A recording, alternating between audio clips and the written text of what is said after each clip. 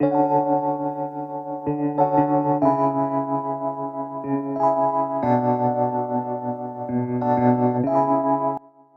guys, Creative Nabanitaৰ অন্য এটা video' লৈ মই নবনীতা আপোনালোক সকলোকে স্বাগতম জনাইছো। আজি মই আপোনালোকৰ ওচৰত লৈ আহিছো ব্ৰাহ্মী শাক ভাজিৰ এটা অতি সোৱাদ লগা আৰু অতি কম সময়ৰ ভিতৰত বনাব পৰা ধুনীয়া ৰেচিপি। আৰু এই ব্ৰাহ্মী শাকটো খালে মানে আমাৰ স্মৃতি শক্তি বহুত বৃদ্ধি আৰু এই ব্ৰাহ্মী শাকটো মানে এনে কেঁচায়ো ৰহটো খাব পাৰি, কিন্তু কেঁচাই খালে আমাৰ ভাল নালাগে, সেইকাৰণে আমি এনেদৰে ভাজি খাব পাৰোঁ। আৰু আপোনালোকে ব্ৰাহ্মী শাক ভাজি এবাৰ খাই চাবচোন, তেতিয়াহ'লে আপোনালোকৰ অলপ স্মৃতি শক্তিটো বৃদ্ধি আৰু বহুত ঔষধি গুণ সম্পন্ন এই শাকটো। আৰু ঘৰত খোৱাৰ কাৰণে আজি মই বনাই আছোঁ, যিহেতু সেইকাৰণে ভাবিলোঁ ভিডিঅ'টো বনাওঁ আৰু মই আপোনালোকৰ ওচৰত শ্বেয়াৰ কৰোঁ। আৰু এই শাকটো মানে গাঁৱত এনে বনৰীয়া শাকে বহুত এভেইলেবল পোৱা যায়। আৰু আপোনালোকে মোৰ এই ভিডিঅ'টো শেষলৈকে চাই থাকিব। বলক তেতিয়াহ'লে আমাৰ ভিডিঅ'টো আৰম্ভ কৰোঁ।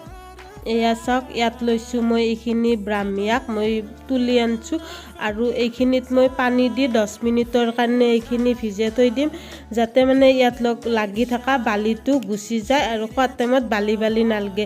10 মিনিট পিছত মই ইয়াত লৈছোঁ পিঁয়াজ এটা মিডিয়াম চাইজৰ, কেঁচা জলকীয়া 2টা, জিৰা 1 চামুচ, আৰু শাকখিনি মই ভালকৈ ধুই কিনে মিহি মিহিকৈ কুটি লৈছোঁ।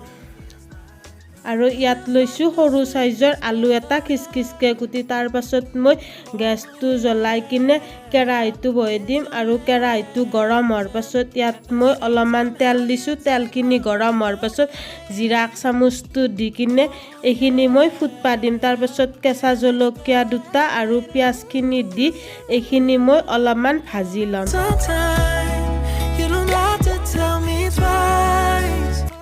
আৰু মোৰ পিঁয়াজখিনি অলপমান ভাজা হোৱাৰ পাছত মই সৰু সৰুকৈ কাটি থোৱা আলুখিনি দি এইখিনি 2 বা 3 মিনিটৰ কাৰণে অলপমান ভাজি ল'ম।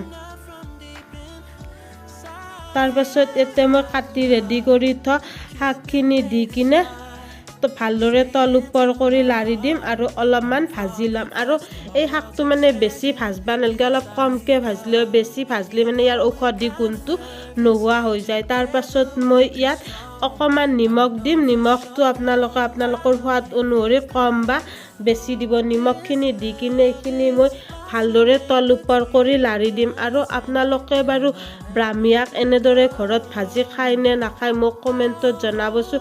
মই কিন্তু খাই বহুত ভাল পাওঁ। আৰু আপোনালোকেও এই শাকটো বছৰত এবাৰ হ'লেও ভাজি খাই চাব, শৰীৰৰ কাৰণে এইটো বহুত উপকাৰী গুণ আছে, আৰু মানে আপোনালোকৰ স্মৃতি শক্তিটো এই শাকটো খালে বৃদ্ধি হোৱা বুলি কোৱা যায়। আপোনালোকে বাৰু মোৰ এই ৰেচিপি ভিডিঅ'টো চাই কেনেকুৱা পালে মোক কমেণ্টত জনাব। আৰু যদি আপোনালোকে মোৰ এই ভিডিঅ'টো চাই ভাল পালে তেতিয়াহ'লে লাইক, কমেণ্ট, শ্বেয়াৰ আৰু চেনেলটো ছাবস্ক্ৰাইব কৰি দিব। যদি এতিয়ালৈকে কৰা নাই, ভিডিঅ'টো শেষলৈকে চোৱাৰ বাবে আপোনালোকক বহুত বহুত ধন্যবাদ।